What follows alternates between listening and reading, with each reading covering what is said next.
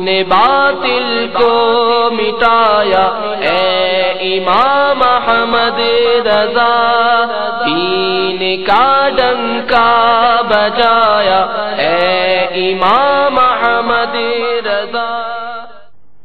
अऊज़ु बिल्लाहि मिनश शैतानिर रजीम।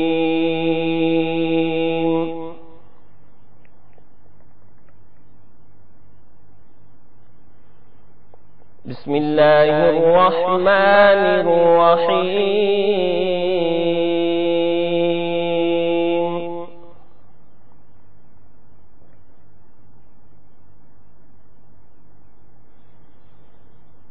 इन्ना लिल्मुत्तक़ीना मफ़ाज़न हदाइक़ व अन्नाबा व कवाइब अतराबा व कअसन दिहाक़ा ला यस्मऊन फीहा लग़वन वला किज़्ज़ाबा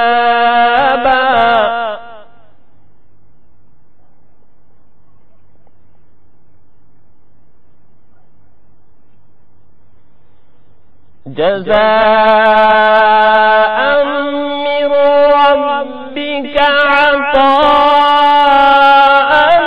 हिसाबा।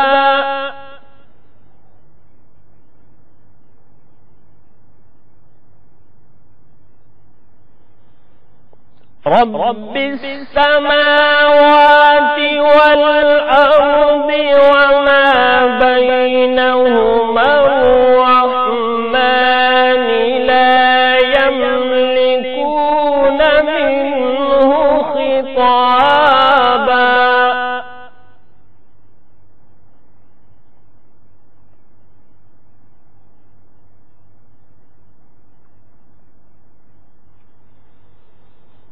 यौम यक़ूमु अर्रूहु वल मलाइकतु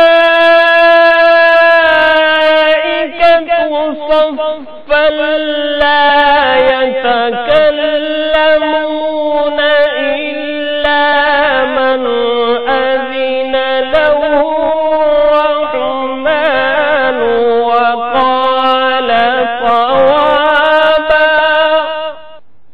आमन्तु बिल्लाहि सदक़ल्लाहुल अज़ीम। सल्लु अलल हबीब सल्लल्लाहु तआला अला मुहम्मद व अला आलिहि व सहबिहि व बारक व सल्लम।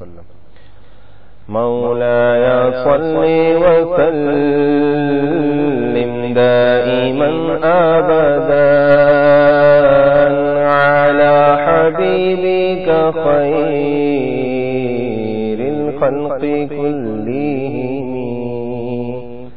मौलाया सल्लि व सल्लिम दाइमन अबदन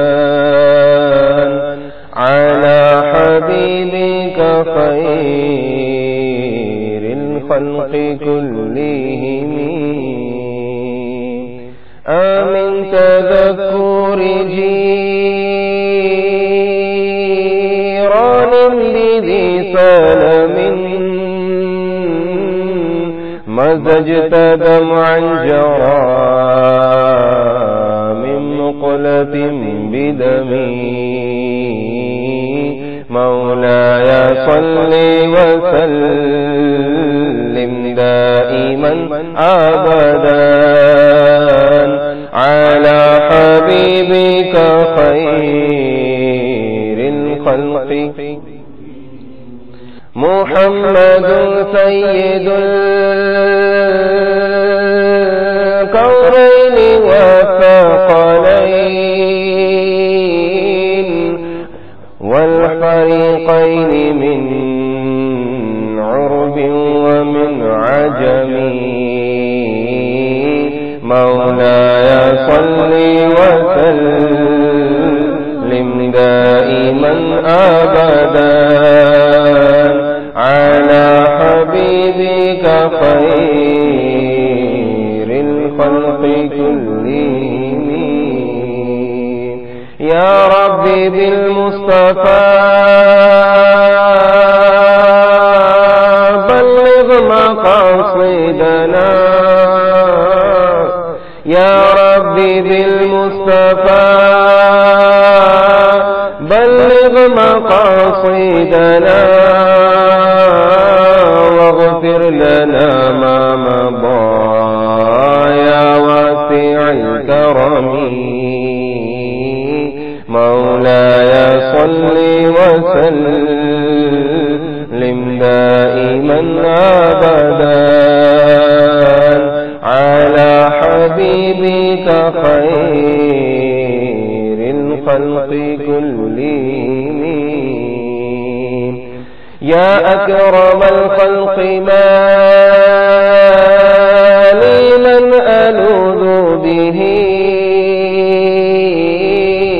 يا أكرم الخلق ما لي من ألوذ به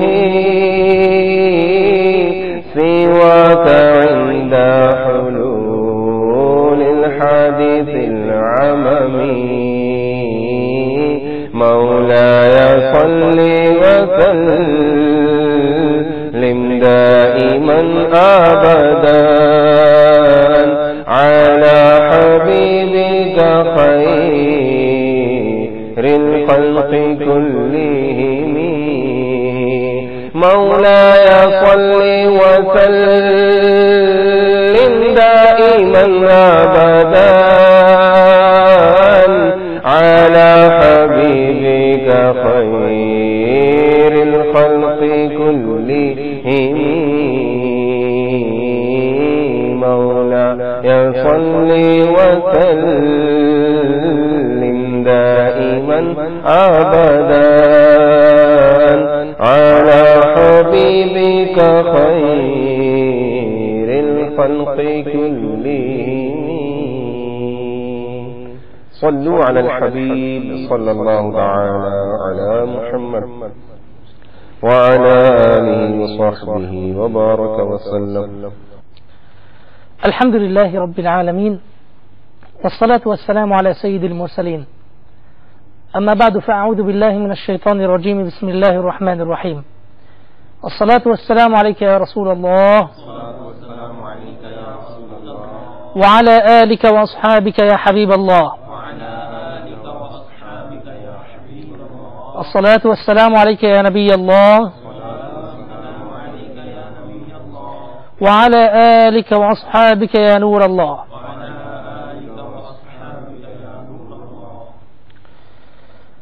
وبعد أحبتي في الله إخوتي في الله أعزائي المشاهدين وأعزائي الحضور، بارك الله فيكم وجمعنا وإياكم إن شاء الله على كل خير. أهلا ومرحبا بكم في هذه السلسلة الجديدة، السلسلة التي نسأل الله سبحانه وتعالى أن ينفعنا وإياكم بها.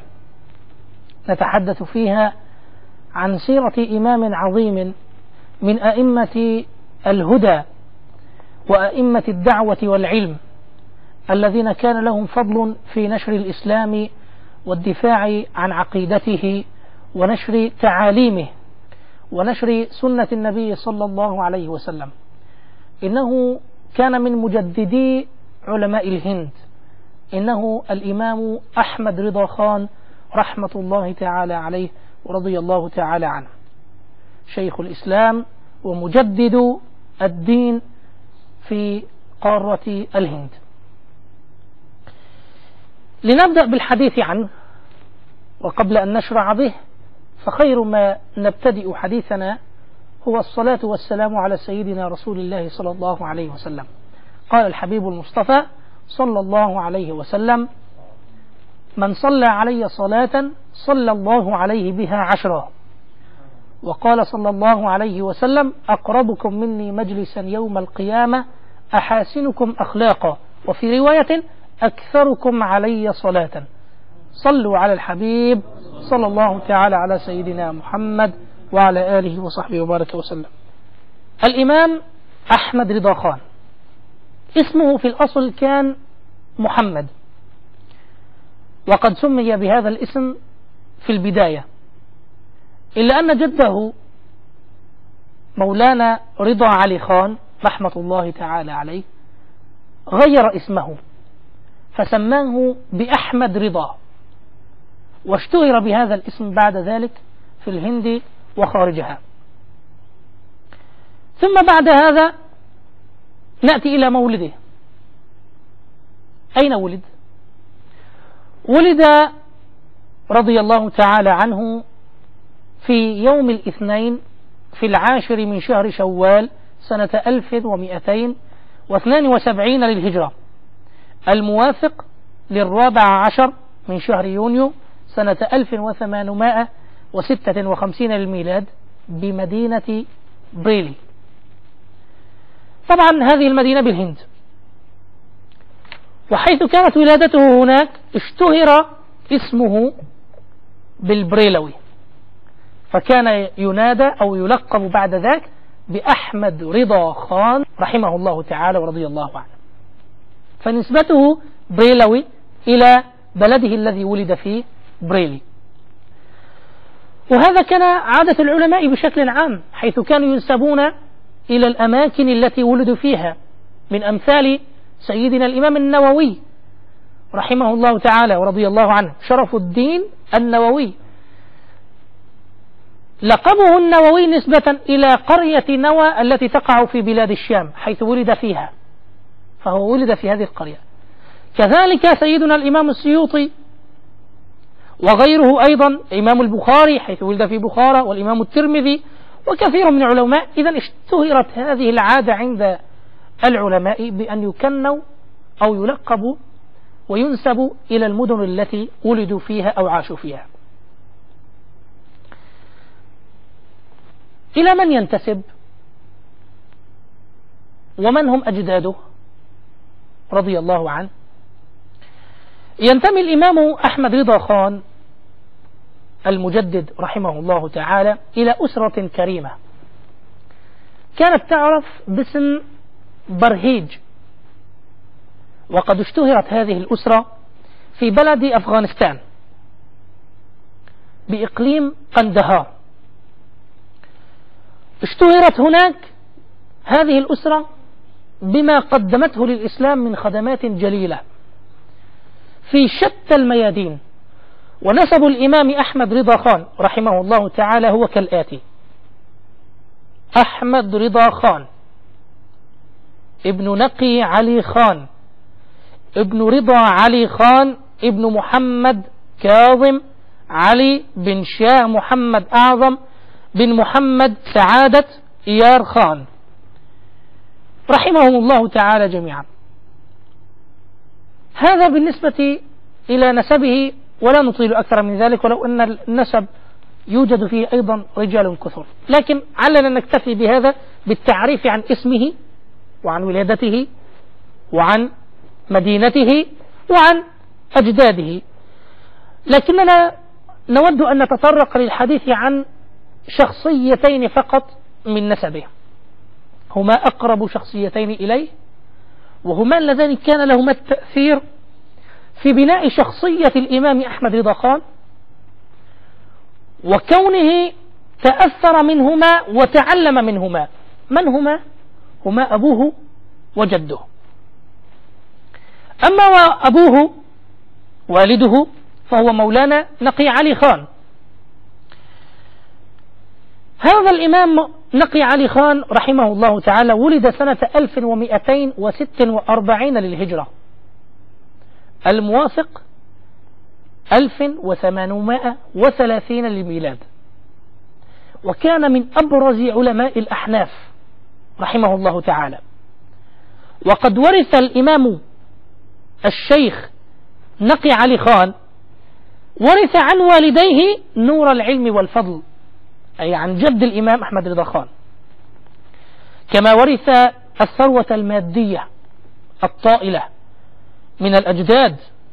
وكانت شخصية الشيخ نقي علي خان مولانا نقي علي خان رحمه الله تعالى ذات مواهب متنوعة، وقد عرف بالعلم والزهد والتقوى واتباع سنة النبي صلى الله عليه وسلم، وأخذ الطريقة عن الشاه آل رسول الماهروي رحمه الله تعالى سنة 1294 للهجرة، الموافق 1879 للميلاد.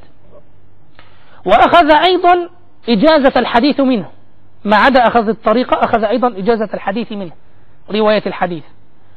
سافر للحج سنة 1295 للهجرة، الموافق 1880 للميلاد، وأخذ إجازة الحديث هناك عن الشيخ أحمد بن زين دحلان المكي المعروف من علماء مكة المكرمة في ذلك الوقت، ومن غيره أيضا من علماء البلد الحرام. فكان مولانا نقي علي خان رحمه الله تعالى من العلماء الأجلاء ومن كبار المصنفين، ويعد من فقهاء الأحناف، كما أشار إلى هذا الأمر مولانا عبد الحي الحسني قائلا في كتابه نزهة الخواطر، قال محدثا عن الشيخ مولانا نقي علي خان، قال: الشيخ الفقيه نقي علي خان بن رضا بن كاظم بن علي بن كاظم علي بن أعظم شاه بن سعادة يار الأفغاني، قال عنه: أحد الفقهاء الحنفية، أخذ الحديث عن الشيخ السيد أحمد بن زين دحلان الشافعي رحمه الله تعالى. صلوا على الحبيب صلى الله تعالى على سيدنا محمد وعلى آله وصحبه وسلم. ما زلنا في حديثنا عن والده مولانا نقي علي خان. صنف مولانا علي خان كتبا كثيرة في علوم مختلفة، وتوفي رحمة الله تعالى عليه سنة 1297 للهجرة. حينها كانت آخر لحظاته من هذه الدنيا، انتقل فيها إلى رحمة الله سبحانه وتعالى، وكان خاتم أجلة الفقهاء في زمانه رحمة الله تعالى عليه. هذا بالنسبة لوالد الإمام أحمد رضا خان.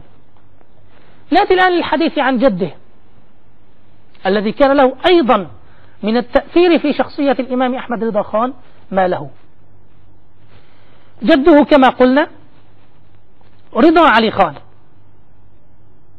هو الجد الأول لسيدنا الشيخ أحمد رضا خان. قرأ على الشيخ خليل الرحمن وتلقى العلوم على يد الشيوخ الكبار. من؟ نتكلم عن جد الإمام أحمد رضا خان مولانا رضا علي خان.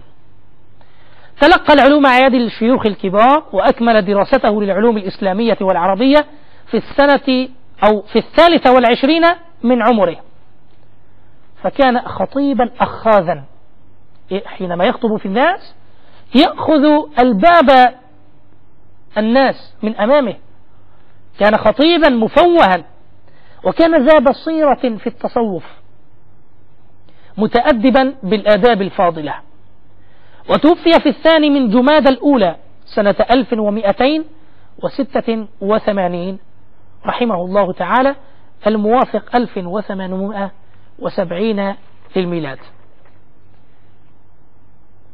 هذا هو جد الإمام أحمد رضا خان. إذن بهذا نكون قد عرفنا شخصيتين من أنساب الإمام أحمد رضا خان، من نسبه والده وجده.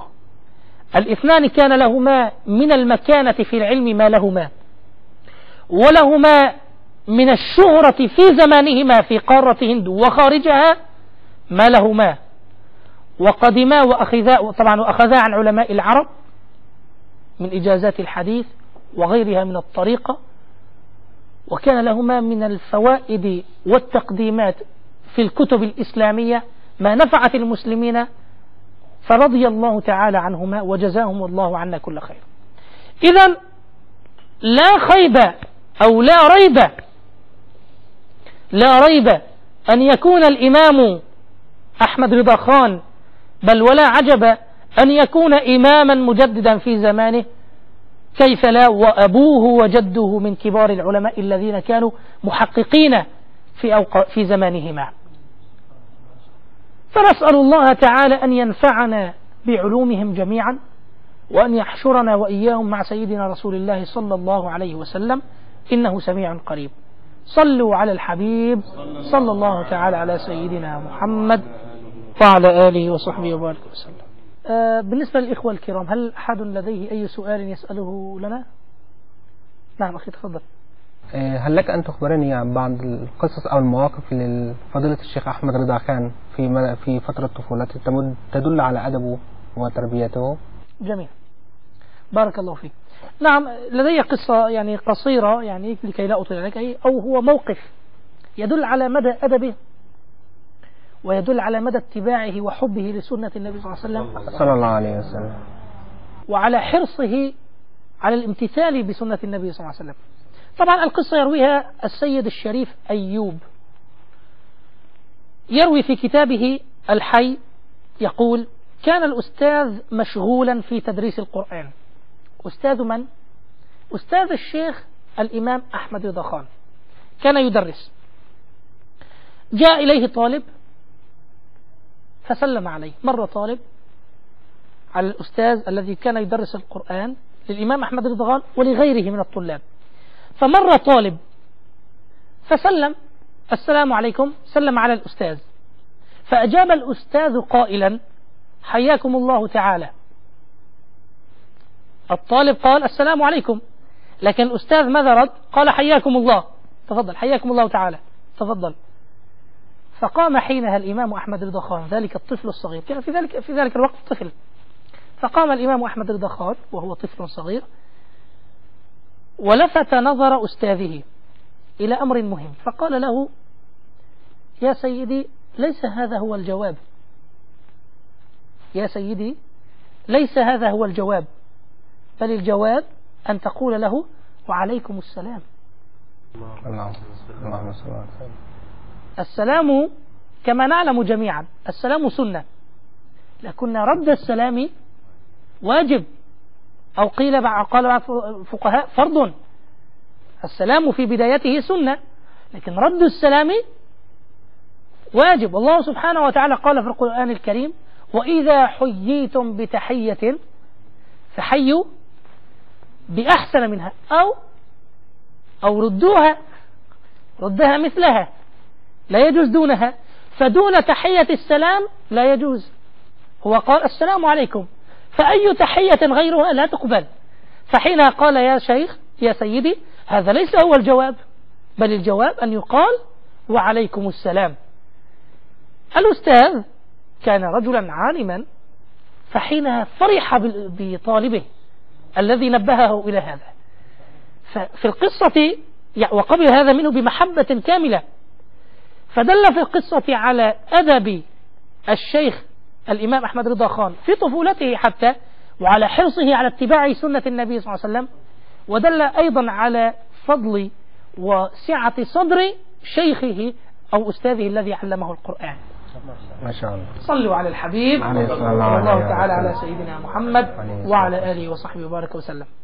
نعم، بارك الله فيكم. أي سؤال آخر؟ نعم سيدي. نعم تفضل. لو سمحتم سيدي، أريد أن أسألك عن الأستاذ أحمد رضا خان، متى بدأ دراسته، ثم ومن الذي درسوه في عهده؟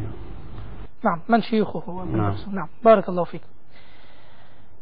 بالنسبة للإمام أحمد رضا خان رحمة الله تعالى عليه، حقيقة هو بدأ في سن مبكرة، لكن لم يرد في كتب التاريخ عن سيرته أو ترجمته متى بدأ بالضبط، إلا أنه اتفق على أن دراسته كانت مبكرة. من الذين درسوه كان في البداية درس، طبعا أول شيء درس اللغة العربية وتعلم أصولها وقواعدها على الشيخ مولانا غلام قادر بيك، هذا كان في البداية. وبعد أن أكملها كان من الذين درسوه، وأهم الذين درسوه في هذه المرحلة هو والده مولانا نقي علي خان رحمة الله عليه، فدرسه العلوم الأساسية الرائجة في زمانه، العلوم الشرعية كاملة الرائجة في زمانه، وأكمل على يديه دراسة هذه العلوم إلى أن أتم السنة 13 من عمره. من العلماء الذين درسوه أيضا الشيخ مولانا عبد العلي الرامفوري، وأيضا مرشده الشاه آل الرسول المرهروي، والشاه شيخه أيضا الشاه أبي الحسين أحمد النوري، وغيرهم أيضا الكثير. لكن خلاصة كلام أنه درس أهم العلوم في بداية الطفولة على والده، لأن شخصيته تأثرت أكثر شيء من والده مولانا نقي علي خان رحمة الله تعالى عليه، فتأثر منه حينما أتم دراسة العلوم، فكانت في ذلك الوقت أول فتية أفتى بها وأجازه والده أن يفتي بها عندما أتم السنة 13 من عمره، وبالضبط كانت في منتصف شعبان عام 1286 للهجرة.